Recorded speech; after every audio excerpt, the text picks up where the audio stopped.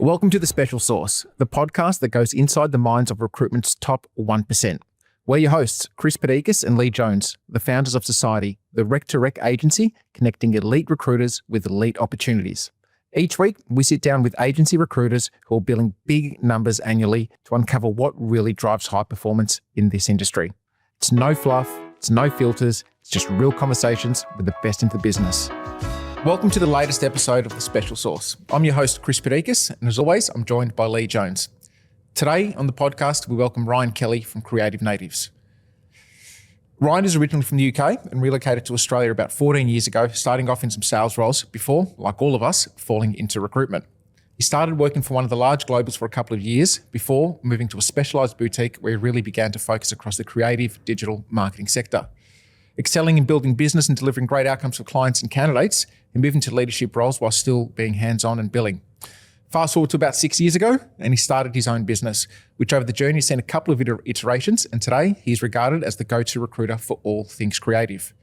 Today we find out how Ryan has been able to consistently beat the top of his game, delivering big results, also whilst running his own business and being a father to 2 young children. Ryan, welcome to the show.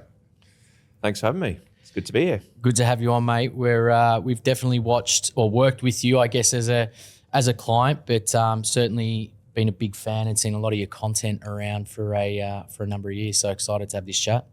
Thanks. Let's get into it, shall we? Let's do it. Yeah. Ryan, talk us through the early days when you first joined the recruitment industry here in Australia. What went right? What didn't?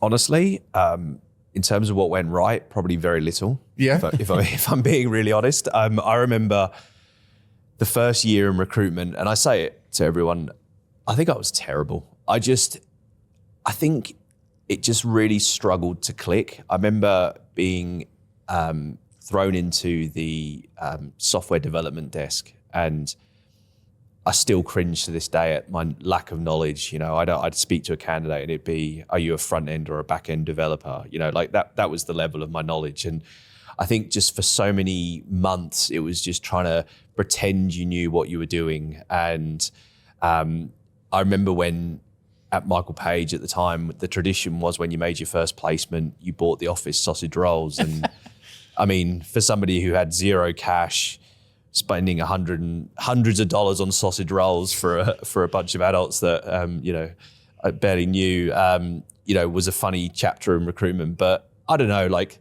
the first couple of years in recruitment are tough, right? What do you reckon? And definitely, I agree.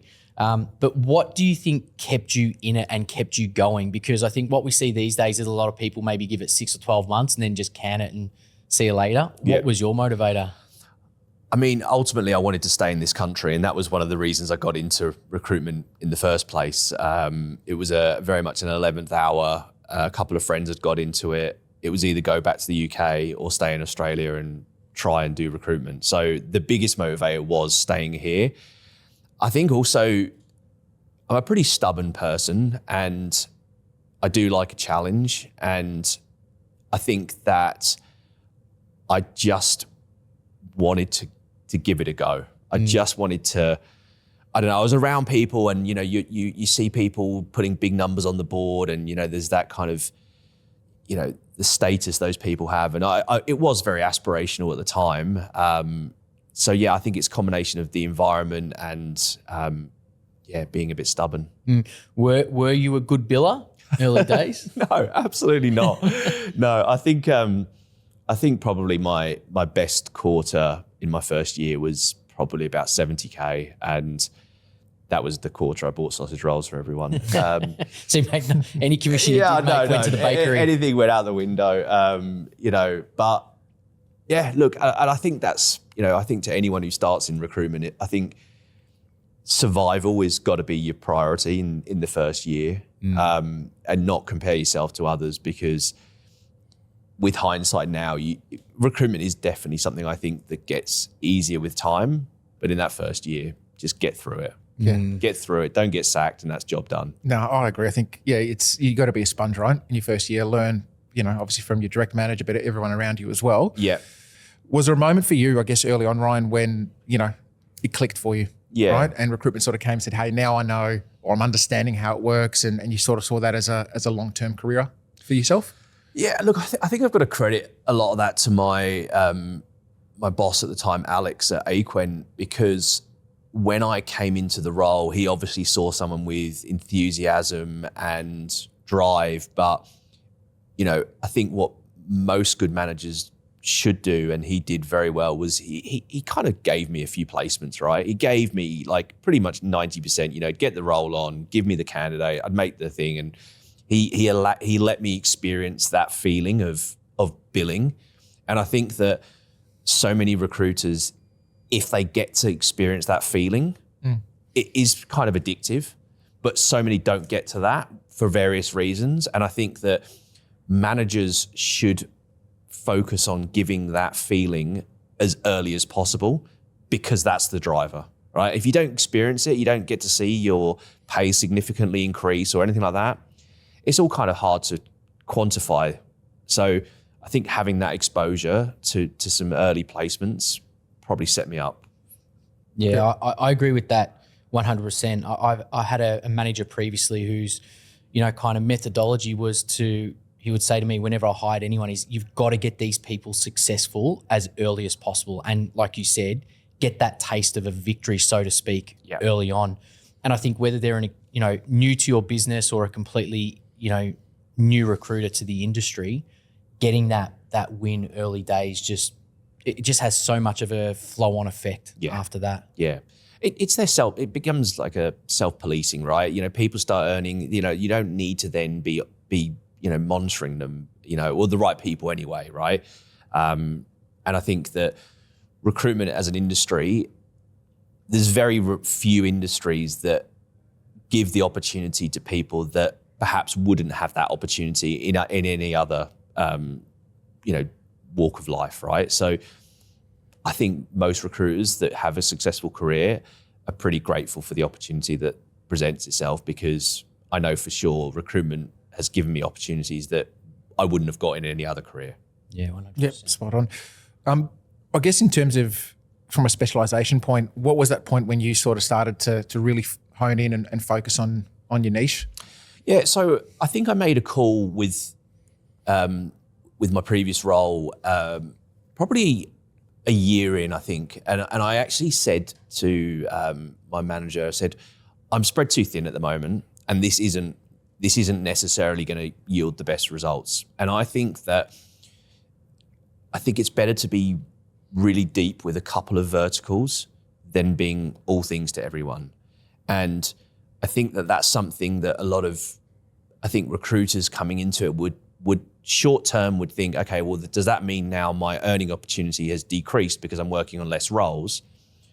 But I think that having a couple of areas that you specialize in long term will lead to success.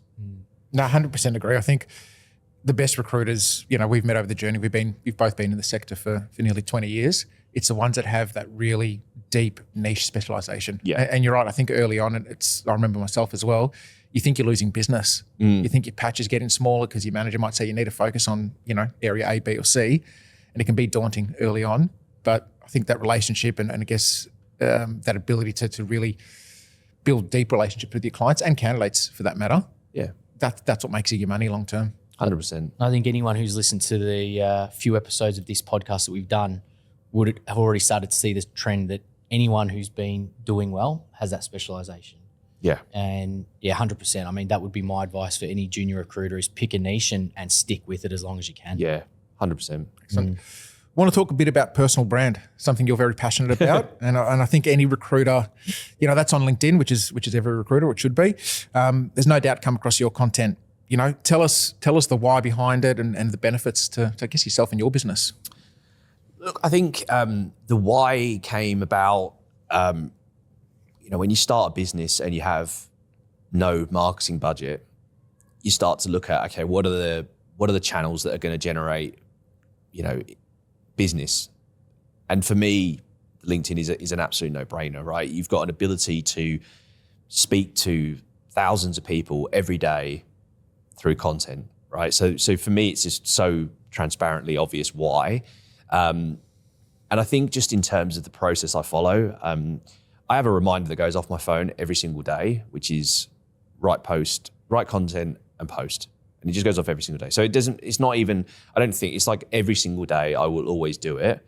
And it's just something that's become habitual over the years. But, I think from my experience now, now I'm back doing sort of, I guess, a 360 recruitment role.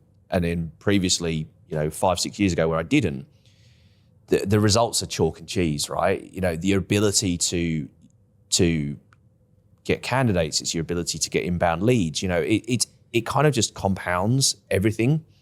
So it's been an absolute, probably the biggest tool for the success of me and the business, I would say. What like, and maybe you know this, but even a rough figure would be good, but what percentage of your total billings would you say is off the back of just that everyday posting and putting content on LinkedIn, which effectively costs you nothing? 80. Yeah. It's taken 6 years of this, right? So, my first connections now I think are 45,000, right? So I just know now that if I get a job, my first thing is to post it, which I'll then get inbound leads from candidates directly in my inbox. And so it's really just my go-to for everything, right? I know that there are CRMs and there's different ways. And the thing about recruitment is there's many ways of doing recruitment. But for me, I just find everything in one place where it can be both my candidate and client attraction. So yeah, if I lost my LinkedIn license, we'd be in trouble. And I've following your stuff for a long time, I've always been in, I know for me, I'm similar, I try and post something every day. I get some days or some weeks, I just get this brain fog where I just cannot come up with something or think of something, to post. What is it for you? How do you come up with your different things? Do you have a good idea in the shower and then just as soon as you get out, write it down? What's the kind of thing for you? I think it is one of those things that is a strength of mine. I do have a creative mind. It can also be a bit of a bad side of being a business owner, but it is a strength of mine, right? Ideas come. I'm more than happy to spend time with each of my team each week. We'll talk about content because it just to me is something that just feels very, very natural. Turning conversations or things I hear into content, right? So I could do it. I actually separately to recruitment, I do a LinkedIn sales workshop. I did one yesterday where I'm teaching people how to basically use content to drive sales, right? So it's just something that I'm lucky that comes to me, right? On the flip side of it, when it comes to admin and all those things, terrible, right? So you have to kind of lean into your strengths, I think. And that for me is just something that, I think it's a combination of creating that habit, seeing the reward, and then again, it just sort of takes care of itself. Are you as prolific on your personal social media like Instagram or Facebook as you are? Don't have any of them. There you go. No. So deleted Facebook about a year ago. Don't have Instagram. Don't have any of the my social media is LinkedIn and it's purely for work. I don't have any interest in any other social media and don't bother with it at all. Oh man, I'm not far deleting all of it as well. Just especially the last couple of weeks. I don't know about Facebook and Insta. It's just fucking hard to deal with right now. Yeah, it is. It's just too much. I think we can all fall in that trap, right? Where you waste time and energy on bullshit, on the socials. I got rid. And actually I've deleted LinkedIn from my phone, which it's what I'm struggling with a little bit at the moment. But I kind of was aware that, you've got to stop habits and just having it on your phone. It's still social media. So I've taken it off the phone. So yeah. Off air, you said something that really stood out to me and Lee. You said recruitment is more marketing and sales these days. Talk to us about the thought process behind that. Look, I think the fundamentals of recruitment, i.e.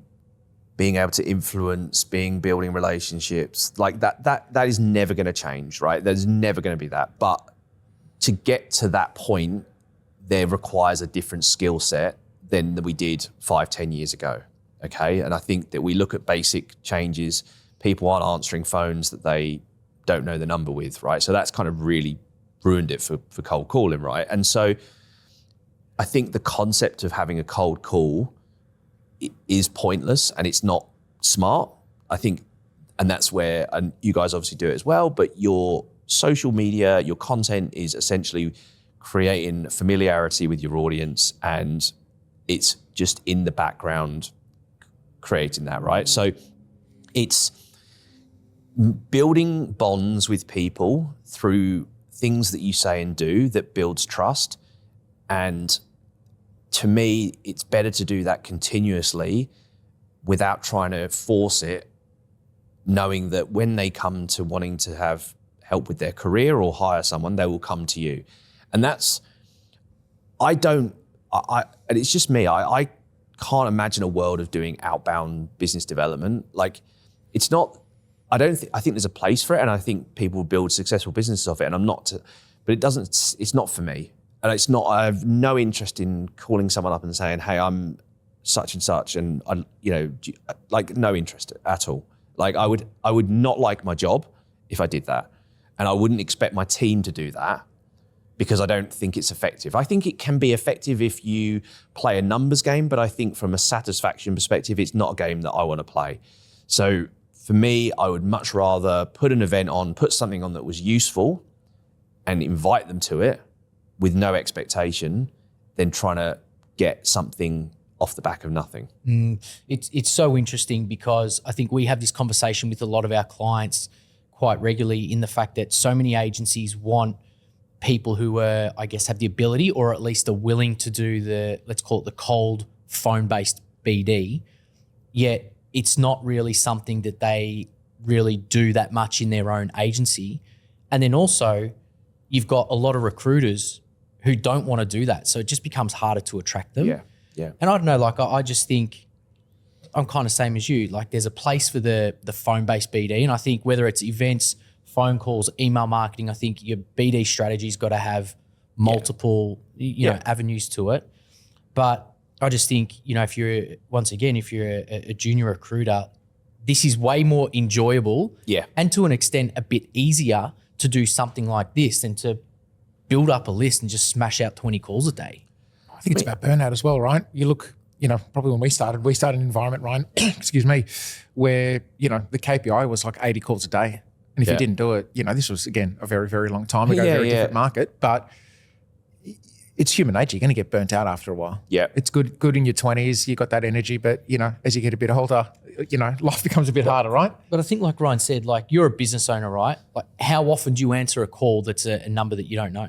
Yeah, I mean, especially in this day and age. Oh, it's different to what it was, 10 years ago, even 5 years ago, right? Exactly. And that's the issue is the KPIs are set by what we know, right? And so if we're still following the same KPIs that we were 10, 15 years ago, it's not going to be necessarily fulfilling. And, you speak to some youngsters, they don't even speak to their friends on the phone.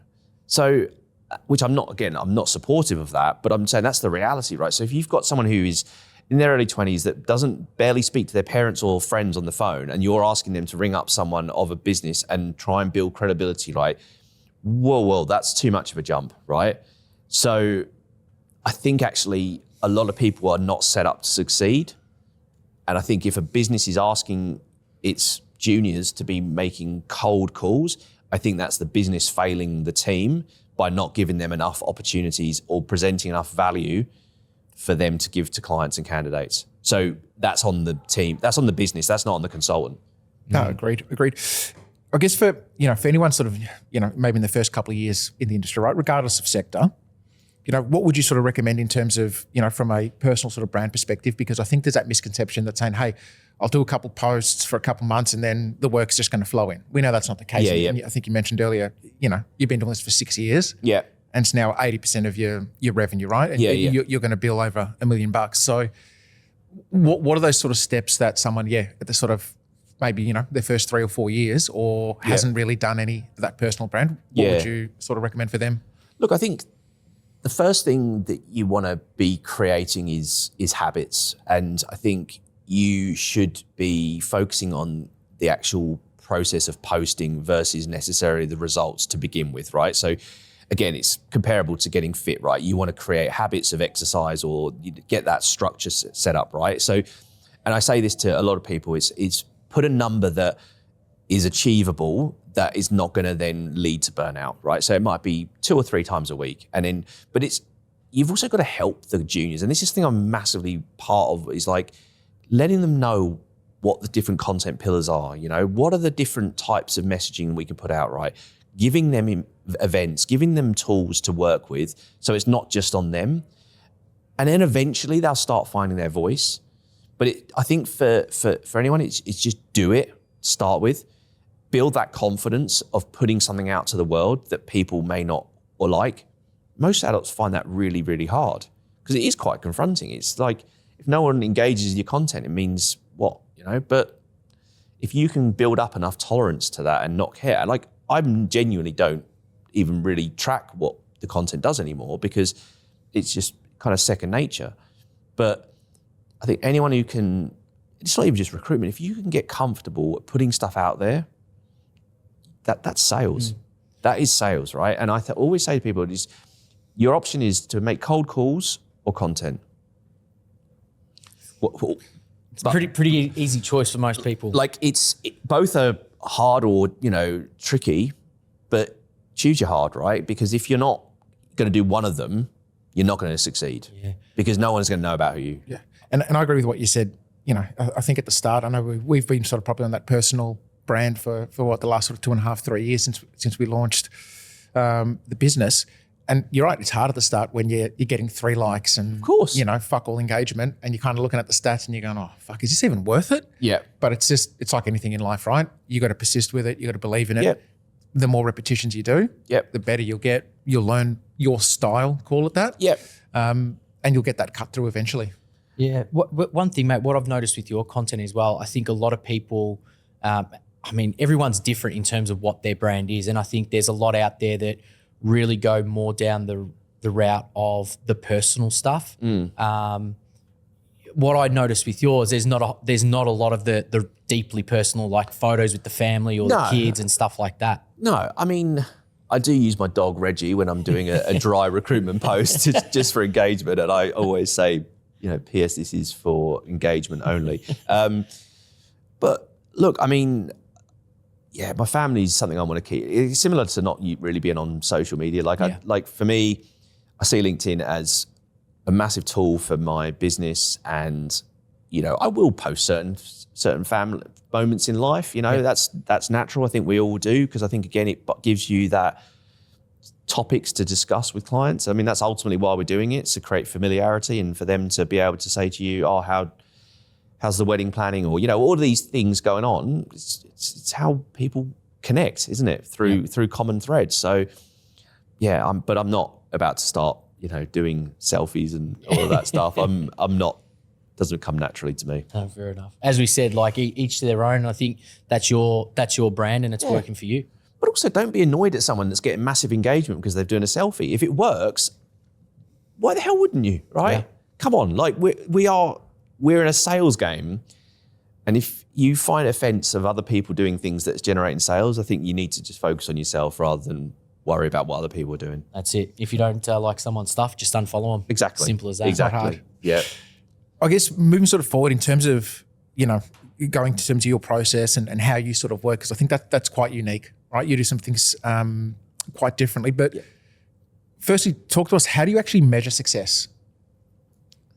Look, I think it's something that is evolving, and I think that anyone running a business or, success changes at different stages of life, right? Yeah. And I think that I've now had my second child, and for me, success is shifting from billing, growth. That's still important. It's not, but it's becomes less of the focus when you want to be focusing more on family and things like that. So I think success is always evolving, and hopefully it will always evolve. I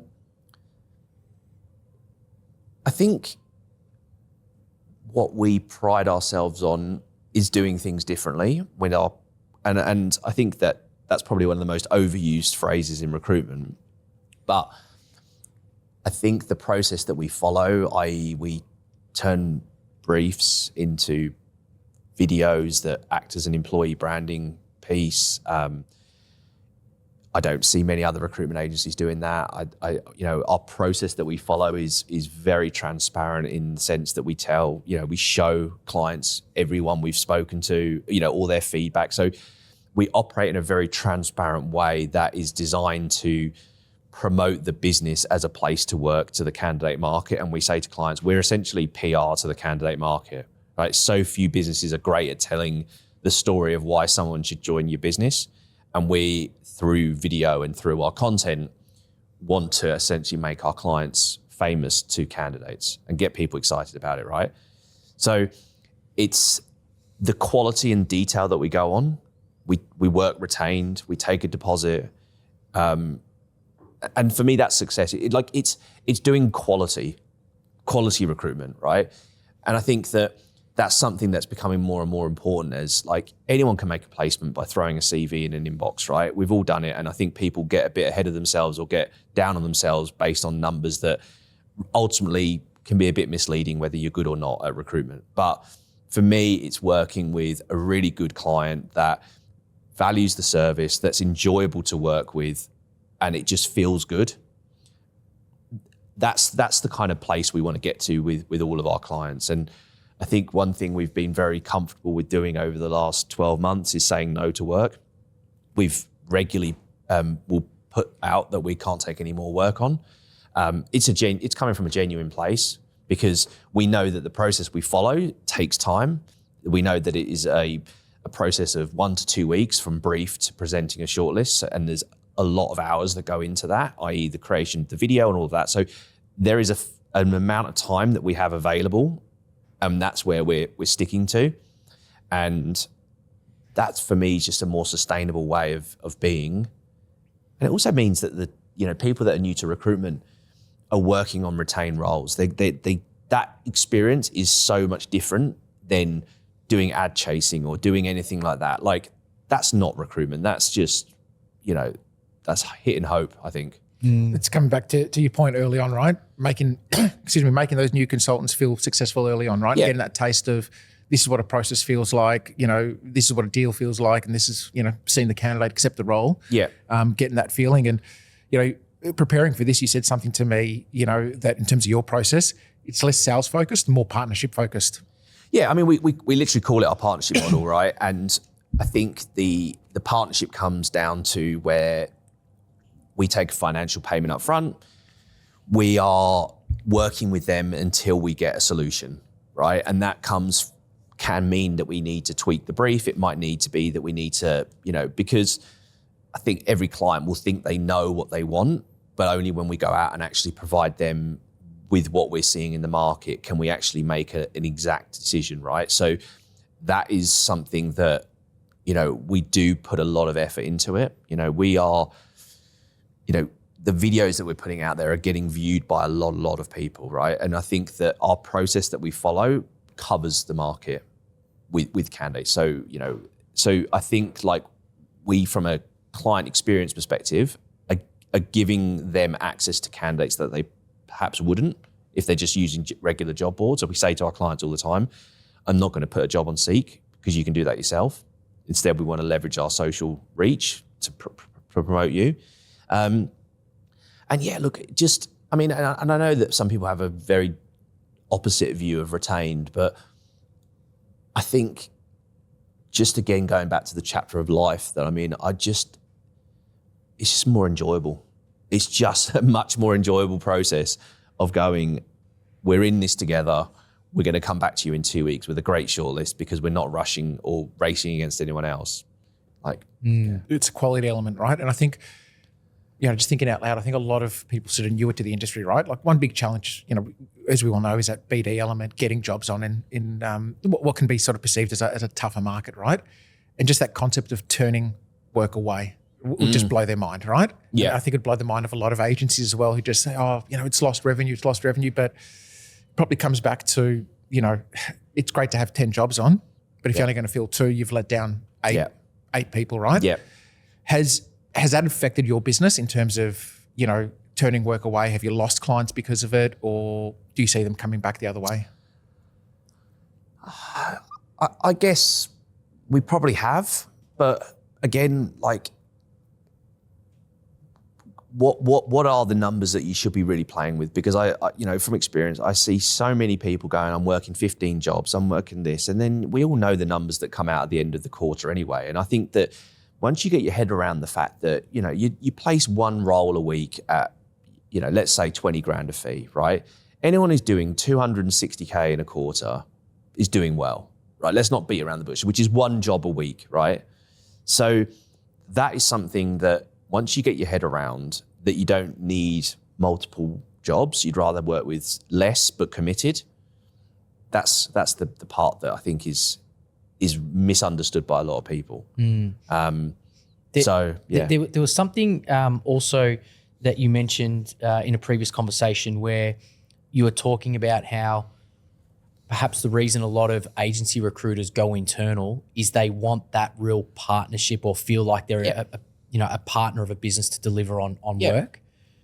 And you said that, perhaps working retained or this type of partnership model actually gives it, like, it ticks a lot of those boxes. Yeah, I think, I'm sure I read it somewhere, but burnout comes from having a lack of control over your outcomes, right? And I think that is probably the part of recruitment that is so stressful is, you don't know what's guaranteed. You don't know what's going to come at the end of the quarter. You're chasing your tail. You might do a whole week of work and actually nothing is to show for it, right? And I understand that isn't for everyone. And I think that can be quite, can take its toll on your body. And I think going internal where you don't necessarily have that way of being, like you get a proper brief, you do all of those things, right? But I don't see why that can't be applied in agencies. I think the conversations and the relationships that agencies foster with their clients depends on whether that's possible or not. But I think if you're still working in a master servant way with your clients, it's never going to change. Like, you're a byproduct of what behavior you accept. And if you're actually saying, no, we need to have X, Y, Z in place and we need a financial commitment and we're going to do X, Y, Z. And yes, you may lose them, but what are you actually losing? You're losing a client who's probably not going to be great to deal with. But I'm saying that now from a position of experience and that. And like, I wouldn't want anyone who's early on in recruitment to go, oh, that sounds really easy. It's not. Right, you've got to kind of like navigate the first few years of, and even when I started Creative Natives, there's no way I would have had this mindset to start with, right? Yeah. But you've kind of got to just build your confidence as you go, and you've got to build your credibility, and you've got to build it, and then once you get to a point where you're really confident in yourself, that's when you can start making these decisions because you have the confidence that more work's going to come after it. But it's hard to try and instill that in someone early on without that confidence. Yeah, I think you're spot on. That confidence is so important because, working retained, you do have a lot more control of the outcome. But there's also an element of pressure that comes with when someone's paid up front. Yeah. The pressure of the expectation to deliver. And I think, like you said, until you got to have that confidence to do it. Yeah. And it's not something that you're just going to wake up 18 months into your recruitment career and just go, I'm just going to start charging retained. No, I think it's like, as you said as well, it's that long-term game, right? It's, it's building that personal brand, right? Which builds that credibility, in market, in whatever sector you're in. But it's what gets you known, right? Yeah. Then it's what gets you, trusted and what gets you liked long-term. Yeah. And that's where the work comes in. So I don't think it's just as you sort of said, wake up tomorrow and, hey, I'm going to start pitching retained 24/7 and that's how I'm going to get all my work. Yeah. It's a lot of trial and error. Yeah. And I think that's kind of now shaped our way of what we're looking for with people is, from a new business perspective, that's not a big priority for us. Like, we actually are looking at more people and we call them, starting off as a candidate experience coordinator and essentially, resourcer, right? Where you are literally building out your network of people, do that for 3 to 6 months, move into a junior consultant role, and then move into a consultant role. But it's a slow entry because I'd rather that those client relationships were forged over time through proving and filling roles versus trying to force it to begin with. And I think that, the people that come into the business now, they get to work retained roles from day one. Senior roles. It's not, we don't just keep the junior runs for we've got Chloe who's been with us 3 months and has filled, very senior roles because of the process that we follow and the fact that we do have a bit of time up our sleeves and we can do the right thing. So yeah, it's definitely less sales focused people and much more customer service. Yeah. That's what our title is though at the end of the day, right? It's a consultant. We're recruitment consultants, regardless of seniority. Yeah. At the end of the day, that's our job, right? Yeah. And you sort of mentioned before that master-servant relationship never works long term. No. You got to find those clients and have that ability, and that comes over time, right? To build that confidence where you can push back on clients, and I think that's what they're looking for. Yeah. Someone who's going to, challenge their ideas, give them the advice that they might not want to hear it, but they need to hear it for their business and help them grow. 100%. Talk to us about, how much you focus on candidate experience and why this is so important to you and your business. Look, I guess I'd probably start by saying you're never going to be perfect.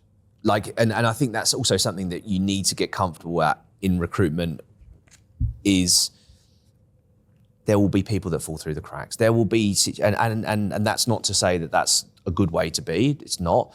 But I think if you don't go easy enough on yourself, you're going to end up just, giving yourself a breakdown because there's, particularly at the moment, there's a lot of candidates that want work. And so I think the thing that you've got to be mindful of is how can you be economical with your time whilst giving as many people a good experience as possible, right? And so the example will be I will run a job search webinar once a month and we'll get 100 people on that. And it's people from all different seniorities that are just finding the market hard. And so rather than me having the same conversation with 50, 60 people that I want to help, I'd rather just direct them to this one event, give literally exactly the conversation I would give them in person if I was giving my friend or anyone, and I do it once a month. And so that makes sure that they get it, right? Same goes with our grad workshops. People that are graduating probably can't place them, but I want to give them a good experience, right? So I think it's about just trying, and again, you're not going to get everyone, and you're not going to, but if you can sort of play the numbers game of, okay, for 1 hour of my time, I can give 100 people good experience, that to me is a good use of your time rather than having things there, right? But in terms of candidate experience, yeah, absolutely. We send, I think anyone who goes to an interview for a role, they get a survey, right? Regardless, it's not just surveying people that get the job, it's how prepared were you for this, right? So it's something that's always evolving, right? And but it's just basic, right? I think just having that call set up with a candidate the day before their interview, it's incredibly powerful, right? Cool, okay, that was a good answer. You need to refine that a little bit, right? That 15-minute call could be the difference of your conversion of placements being average to high, because you've given that 15 minutes, right? Again, goes back to that being economical with your time, right? That's a skill you pick up in recruitment of knowing what outcomes are going to come from what activity and being smart with it. No, 100% agree. I've spoken about it before, and that's just one of my bugbears in the industry, right? And even when I used to manage teams as well, it's so hard to get a job on, right? Yeah. You fight tooth and nail to get that job on, get good terms. You fight even harder to go and, find a short list of candidates, get the client to interview them. Yeah. And then you give them a 2-minute call. Good luck, mate. And hope you do well. And I remember years ago when I was a grad, I had that experience. I had it was probably, couldn't imagine how shit of an interview it was on my part, but I was going for some random sort of sales role, like fresh out of uni, and it was through a recruiter. And I remember my interview, say it was at 2:00. They called me sort of 10 minutes beforehand. Hey, you prepared for the interview? Oh, yeah, I guess so. And they're like, yeah, mate, you're going to smash it. Good luck. And it was just a bit of a pump up, and that's what I did at that interview. So, yeah. But yeah, I just agree. It's that 10, 15-minute phone call that can just make the world of difference for the candidate, because 100%. They don't interview every day. No. That's the thing, right? 100%. We look at them and go, it's easy. Why didn't you say this, or why didn't you answer it that way? they might do that once every 3-4 years. Yeah. And I think if you're doing a good brief, taking a good brief, you should be able to articulate a really good prep call to that candidate, because you should have asked in that thing, like, what are they trying to identify in that interview? And if you listen well enough, you'll be able to give them some really good tips. Mate, one thing I'm really keen to understand, I think we were talking about it earlier, we've both got 2 kids at pretty similar ages. Yeah. And if your house is anything like mine at the moment, it's absolutely hectic. Yeah. You're running a business, you're leading teams. How do you manage your time and day, I guess, to get what you get done? Look, I think I have to exercise daily. Like that's kind of a non-negotiable. What's your thing? Are you a runner, cyclist? I run and gym. Yeah. Okay. So that's like, without that, the dominoes fall. Yep. So I have to do that. It's not perfect by any stretch of the imagination. You know, my partner's off at the moment. We're making do. I'm in the back bedroom. We went fully remote earlier this year. It's not a long-term solution, but you're in the trenches, right? 6-month-year-old, everyone's tired, and so that's why I probably need some eye drops. My eyes feel like they're going to fall out today. But yeah, we're in the exact same position. Yeah. Mate, it's hard, right? Yeah. And so like it's probably as much as you can, which is odd, but the weekends are different these days, aren't they? You kind of just got to take your breath and try and preserve energy, rather than when you're young, you go out and burn all your energy. It's the other way around. So, again, like the first year of recruitment, first parent, survival, right? and hopefully, 100%. Hopefully it's easier in a year's time, and maybe easier after that. I know Chris is a few years ahead of us. Can you let me and Ryan know? Is it going to get? It's way harder. It's easier in the sense different that challenges. You get sleep. Yeah. But then it's just I've got a 10 and a 6-year-old. Oh, sorry, 9 and a 6-year-old. So let me start that again. That sounded really bad. I think there's somewhere of that. Yeah, I've got kids. I've got kids. So I've got a 9 and a 6-year-old, and it's just crazy, right? Yeah. They'll play together, but then there'll be a tantrum. They'll have a fight over who's sitting on the TV or something. So it's just different challenges, different ages, and I'm sure. For anyone who's got kids that are older or in those teenage years, it's a whole nother debacle, right? When they get to be teenagers. So 100%. It's just something to look forward to. Are there certain things that you do from a time management perspective, like over days or weeks, to structure things to make your life easier? Like what works for you? Yeah, like I was saying this the other day, I've started something I've implemented recently, which I realised I was just busy all the time, but I've tried to keep Monday and Friday meeting free, because like the way my head works, I if I'm just in back-to-back meetings, I'm just kind of just in, it's not effective. So I kind of use Monday and Wednesday as like Monday, set myself up, Friday is the close things out, have that sort of clear schedule, and then just Tuesday, Wednesday, Thursday is just intense, like loads of candidates, loads of client meetings, just busy. But trying to give myself little moments in the week, whether it be a 9 holes or do something, right? Because otherwise it's just too intense. It's too much. It's too much, right? And I think it's just having a bit of a balance of being aware of everything that makes up balance of your family, your health, all of that stuff, right? And I think I've probably in the past put too much of an emphasis on the success of the business, whereas actually reviewing things from relationships, health, all of that stuff, I think is probably a better way to be, and not always thinking that everything's going to be better after the next placement. Yeah, because it's never ending, right? There's always going to be another placement. There's always going to be something else, and it's like, well, like, what's the point where you're content? Yeah, and that was something you in the previous chat you mentioned. Like recruitment never ends. No, like it just keeps going and going and going. You can say, oh, well, let's get to the end of the quarter, the end of the month, end of the year. You just go again. It doesn't stop. Yeah, that's it. But But I also think that you've got to just, that's kind of the art of it, of just continually doing the same things. It's like finding out, and this takes years to get to, but you find out exactly what activity leads to outcomes, and then you just rinse, repeat. You just constantly just doing that balance of jobs on, candidates, et cetera. And it's just repeat, and it goes similar to content, similar, like if you just become consistent, it's not that fun being consistent, but it's highly effective if you, and you just becomes nature. Yeah. Good tips. Good tips. All right. So final question, mate. What advice or tips would you give a young Ryan maybe a year or two into his recruitment career?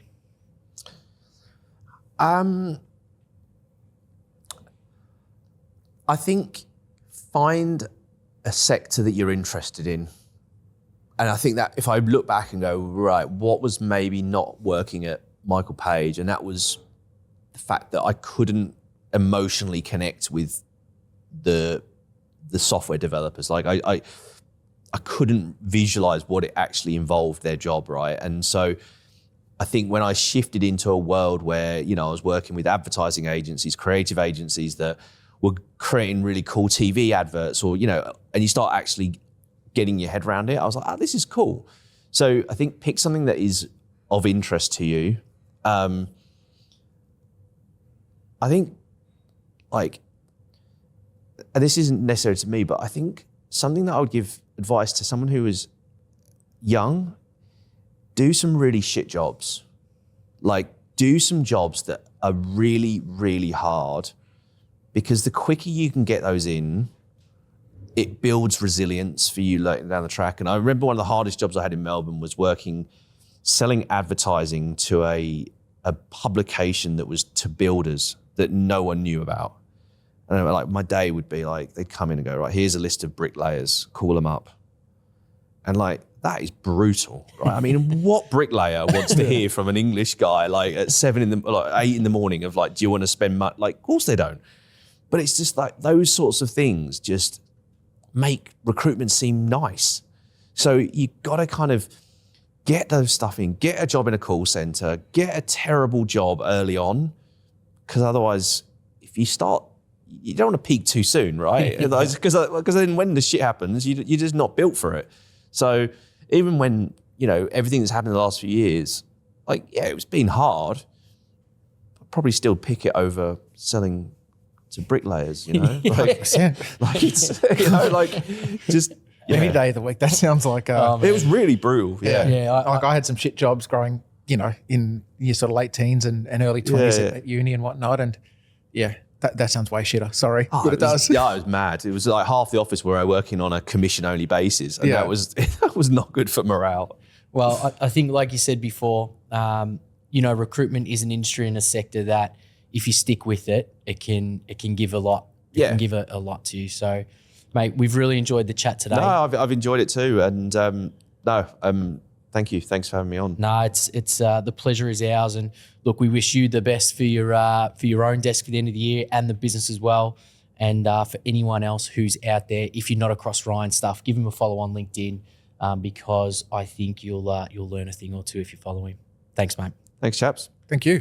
Cheers. That's a wrap for this episode of The Special Sauce. We hope that you're walking away with some insights that you can actually use every day on your desk.